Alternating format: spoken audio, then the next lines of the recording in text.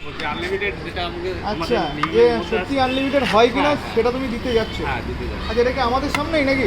না না, আপনি কাস্টমারকে জিজ্ঞেস করলে কাস্টমারই বলবে, ঠিক আছে?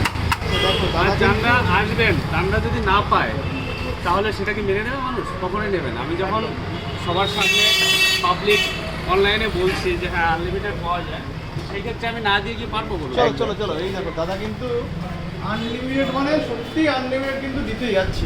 দেখো